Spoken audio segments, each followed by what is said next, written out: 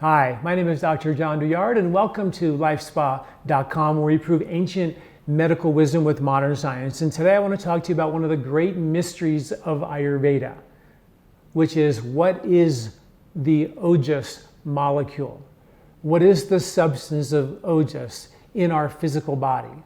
In Ayurveda, Ojas is this miraculous, sacred substance that governs longevity, health, vitality, immunity, radiant skin, glowing skin, your vitality, your complexion, makes you live long, supports reproductive function, heart health, immune strength.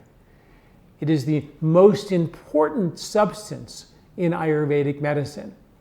Studies show that a healthy lifestyle, a giving, caring lifestyle, eating the right kind of food and is in sync with the natural cycles, in rhythm with the circadian clock, all support Ojas.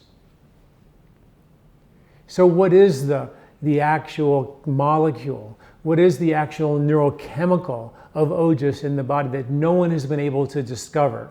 Well, before I tell you, you should know that there are two types of Ojas described in Ayurvedic medicine.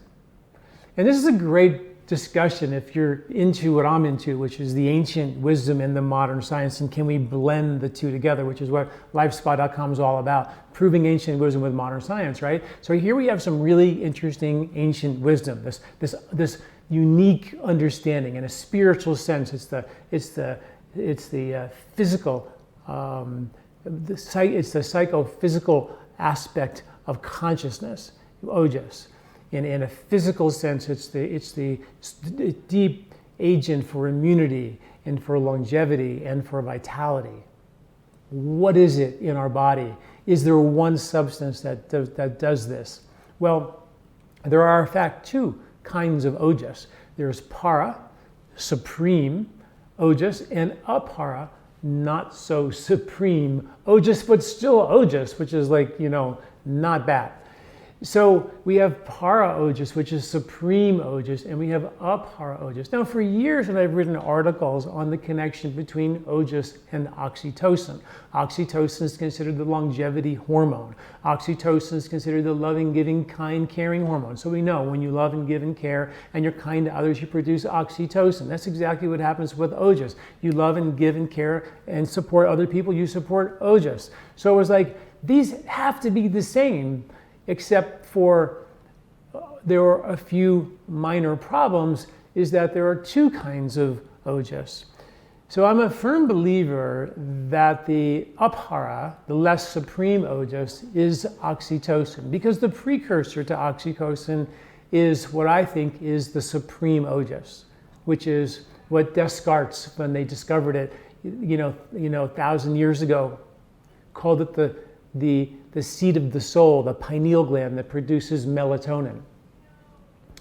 In the article associated with this video, I make a very powerful scientific case with all the scientific references connecting the properties of Ojas to the properties of melatonin, suggesting that melatonin may be the para Ojas, the supreme Ojas, and oxytocin may in fact be the apara Ojas, the physiological Ojas in the body that supports physiological functions on a regular basis. And science shows that when you actually take the pineal gland out of a mouse, or in studies they've done this, that the oxytocin levels plummet.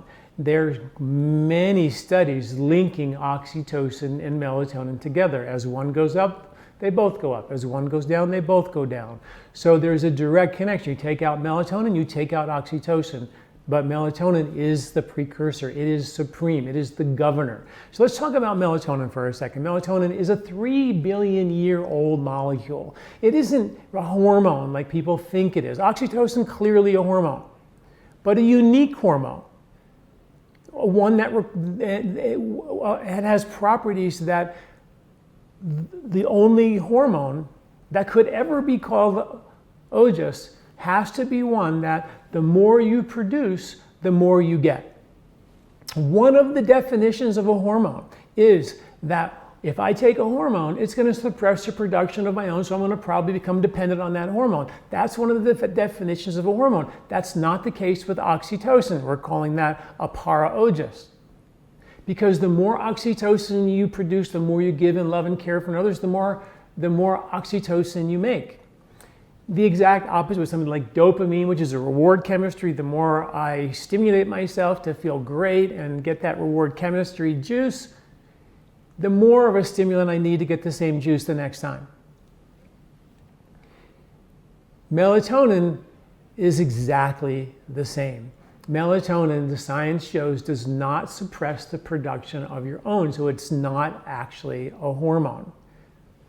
Melatonin is also unique in an amazing way, and only Ojas, only supreme Ojas would have this particular property, I think, which is that every substance on the planet has what's called an LD50, a lethal dose for half the people who take it. So that means 6 liters of water will kill half the people who drink 6 liters of water. 118 cups of coffee will kill half the people who drink it. And I think it's 18 shots of alcohol is the lethal dose for alcohol. There is no lethal dose for melatonin. They gave 6,000 milligrams a night to people, and there was no side effect except for a little tummy ache and a little sleepiness during the day. They gave so much melatonin to mice that could not kill them. None of them died. None of them came close to dying. There is no lethal dose. Everything has a lethal dose. Water has a lethal dose.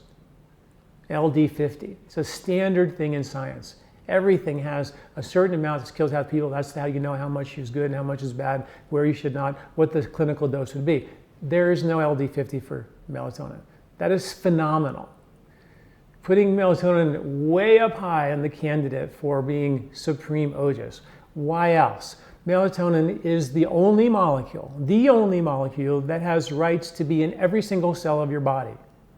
Into the blood-brain barrier, it's everywhere. It exists in every single living creature on the planet.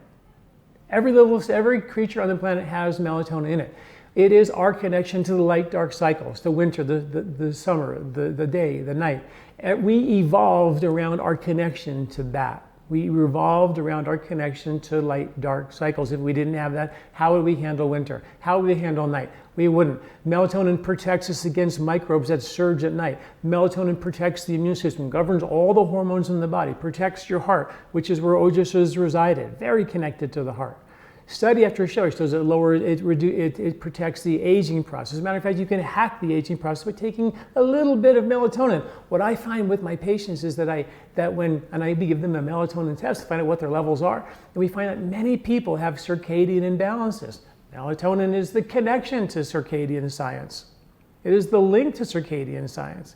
Ojas directly depleted by living out of sync with the natural cycles, out of circadian rhythm. Directly connected. There's no other hormone. Oxytocin is not a circadian hormone. Everything's a little circadian, but melatonin is the king of circadian medicine. So melatonin has been linked to supporting healthy longevity. It's linked to joy, mood stability. It's linked to increased athletic performance, immunity. It actually protects your skin. In fact, one of the places it deposits is in our skin. So melatonin is used topically for skin concerns. Of course, Ojas is all about radiant skin. That's how you know someone has Ojas. One of the best ways to know about Ojas is look at a baby that's glowing, that baby glow, that's Ojas. That's what we want to build is Ojas in the body. It governs all the hormones in the body. It governs reproductive cycles. Ojas is the #1 governor of reproductive cycles.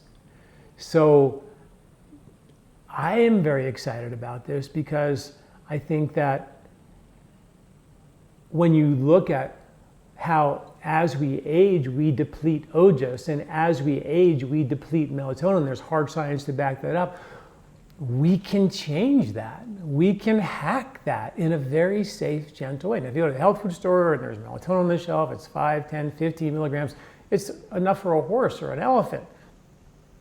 You need tiny, tiny doses, 0.1 milligram, 0.2 milligrams, depending on who you are. And what I suggest to do to build your Ojas is to read all my Ojas articles, understanding the lifestyle of a sattvic lifestyle, and the foods that build Ojas and the foods that build melatonin are very, very similar. And I have links to those articles in the article associated with this video. It's super exciting to know that we can find a way to number one, discover what this Ojas molecule is, and understand that there are two, and there is the king and there is the prince or the princess of Ojas. The king being melatonin, the pineal gland, which sits in the center of your skull, producing Ojas, regulating every single function. It is in every cell of your body. It governs everything. And as we make Ojas in the body through a 24-hour digestive cycle that takes literally 30 days to complete, we squeak out little bits of Ojas like oxytocin, the para Ojas, throughout the day to feed the body. But we build up over time the ability to make more and more melatonin. And the melatonin is also found deposited in different parts of your body and produced even in different parts of the body because microbes have melatonin and they make melatonin. So what's really interesting is that the more you make melatonin, the less you need of it. So I would highly suggest that you kind of look into this connection of circadian medicine and Ojas, the possibility of needing to take melatonin for a short period of time if you're younger, for a 3-month circadian reset to get your Ojas back on track, get your lifestyle back on track. Or if you're a little older like me, over 60, not a bad idea to take a small amount of melatonin to hack the aging process, because once you're over 50 or 60, you will start to produce less melatonin, and nature has a way of getting rid of us once we stop having our babies, and one of the ways it does that is to deplete Ojas and to deplete melatonin, and that we have control over. So check out my articles. We actually have a product called liquid melatonin, which is 1 drop is 0.1 milligram. You can't find anything less than usually 3 or 5 milligrams in the health food store, which is why it's so powerful, because in Ayurveda, the most powerful things are the most subtle things. Look at the microbiome. You can't see those bugs. You can't see melatonin. You can't see Ojas. And these are the things that are the most powerful, like, you know, the eye of the hurricane, the silent center, you know, supports the power, a nucleus of an atom, the sun of a solar system. These are things that sit still in the center and create the power. This is a law of nature in Ayurveda. It's a law of nature, and it's something that as we begin to understand the body, we begin to find ways to mimic that very powerful law of nature in our own body. Thanks for listening. I'm Dr. Douillard. Do you like this video? Don't forget to subscribe and share. This recording is brought to you by LifeSpa, where ancient Ayurvedic wisdom meets modern science. Get access to free health video newsletters by Dr. John at lifespa.com. These statements have not been evaluated by the FDA. These products are not intended to diagnose, treat, cure, or prevent any disease.